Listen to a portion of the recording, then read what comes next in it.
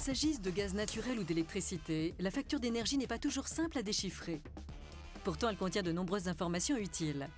Le prix de l'énergie, le coût de son acheminement, mais aussi les numéros d'urgence en cas de panne. Avec ce magazine, vous allez enfin comprendre comment votre consommation est calculée et que faire en cas de litige avec votre fournisseur d'énergie. Voici la facture sous toutes ses coutures.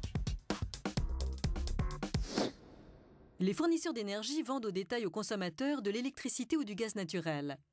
Chaque consommateur peut choisir librement son fournisseur de gaz et d'électricité. C'est à lui qu'il paye l'énergie consommée. Les distributeurs d'énergie assurent l'acheminement du lieu de production au logement du consommateur par les câbles électriques ou les conduites de gaz. Ils sont aussi chargés d'exploiter, d'entretenir et de développer les réseaux pour fournir une qualité constante d'énergie. Quel que soit le fournisseur, cette mission est essentiellement, pour l'électricité, celle de ERDF, Électricité Réseau Distribution France, et pour le gaz, celle de GRDF, Gaz Réseau Distribution France. Les distributeurs assurent le dépannage des réseaux. Ils interviennent chez les consommateurs pour le raccordement des installations, la mise en service et le relevé des compteurs.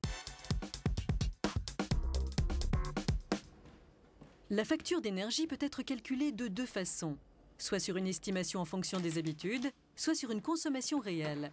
Mais qu'est-ce que cela signifie exactement? Comment s'y prendre pour payer l'énergie consommée? Ce sont les questions qu'Arcadie, une jeune citadine, se pose.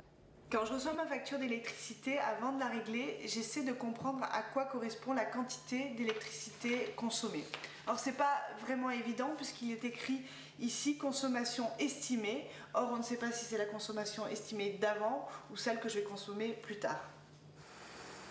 Pour elle, nous sommes allés chercher la réponse auprès des services du médiateur national de l'énergie. Alors la facture d'électricité d'Arcadie est établie sur des bases estimées.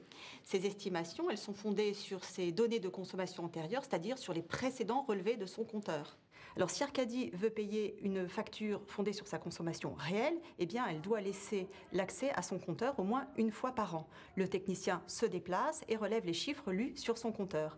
Si Arcadie est absente, elle a aussi la possibilité de renvoyer la carte réponse en y inscrivant les chiffres qu'elle va lire sur son compteur. C'est ce qu'on appelle l'autorelevé.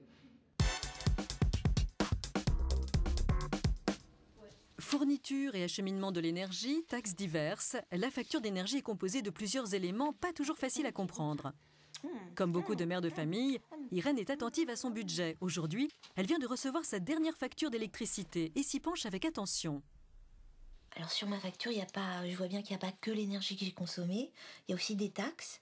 Et je ne comprends pas à quoi servent ces taxes. Il y a plein de libellés que je ne comprends pas, donc j'ai besoin d'explications. Voilà. Pour aider Irène, nous avons cherché à comprendre auprès d'Énergie Info, le site chargé d'informer tous les consommateurs d'électricité et de gaz naturel. Pour bien comprendre comment se décompose la facture d'Irène, il faut savoir que sur une facture de 100 €, en moyenne, on compte 40 € pour l'énergie, 33 € pour l'acheminement de cette énergie et 27 € de taxes. 40 €, c'est le coût de commercialisation et de production de l'électricité. Cette part est reversée au fournisseur qu'Irène a choisi. 33 €, c'est la contribution d'Irène au coût de l'acheminement de l'énergie jusqu'à son domicile et à l'entretien des réseaux pour que la qualité de l'électricité qui lui est fournie soit constante. Et enfin, 27 € représentent l'ensemble des taxes à régler. La TVA, la CSPE, c'est-à-dire la contribution au service public de l'électricité, la contribution tarifaire d'acheminement, les taxes sur la consommation finale d'électricité.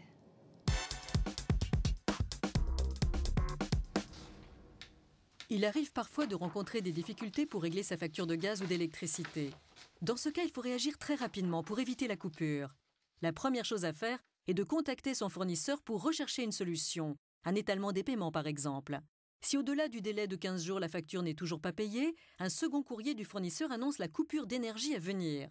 C'est à ce moment qu'il doit aussi informer le consommateur de l'existence du fonds de solidarité pour le logement géré par le département. Enfin, il existe sous condition des tarifs sociaux pour le gaz comme pour l'électricité.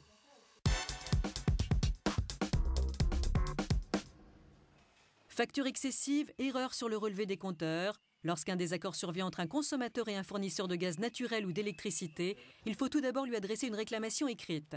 Au terme de 2 mois, si le consommateur a reçu une réponse qui ne le satisfait pas ou s'il n'a pas reçu de réponse, il peut alors saisir le médiateur national de l'énergie. Son rôle est d'aider les deux parties à trouver une solution pour résoudre le litige à l'amiable. Pour saisir le médiateur, rien de plus facile. Soit directement sur son site internet, soit en lui adressant un courrier non affranchi accompagné du formulaire téléchargeable en ligne, des factures et des éléments de son dossier. Après examen, le médiateur émet une recommandation que les fournisseurs et les distributeurs suivent dans une large majorité des cas. Le médiateur est aussi chargé d'informer les consommateurs sur leurs droits à travers le service consommateur énergie info au 0810 112 212 et via le site internet www.energie-info.fr.